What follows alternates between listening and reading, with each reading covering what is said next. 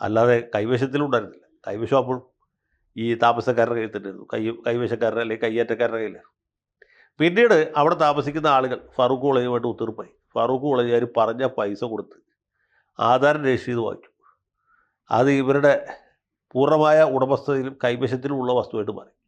അത് പിന്നെ നാളിതുവരെ ഫാറൂഖ് കോളേജുകാർ അവിടെ യാതൊരു അവകാശവാദവും ഉന്നയിച്ചിട്ടില്ല.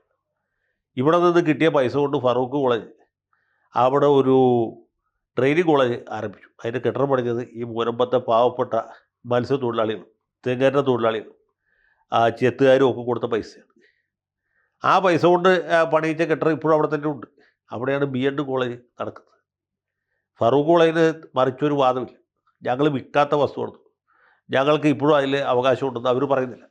പക്ഷേ ഈ നേരത്തെ പറഞ്ഞ വഖഫ് സംരക്ഷണ സമിതിക്കാർ അങ്ങനെയല്ല പറഞ്ഞത്. അവർ പറയുന്നത് ഒരിക്കൽ വഖഫ് ചെയ്ത വസ്തു എക്കാലവും വഖഫാണ്, കാൽപാദകാലം വരെയും വഖഫാണ്, ഖിയാമത്ത് നാളിൻ്റെ പിറ്റേ ദിവസം വരെ വഖഫായിരിക്കും. കൂടുതൽ വാർത്തകളും വിശേഷങ്ങളും നിങ്ങളിലേക്ക് എത്താൻ ABC മലയാളം സബ്സ്ക്രൈബ് ചെയ്യുക, ബെൽബട്ടനും അമർത്തുക.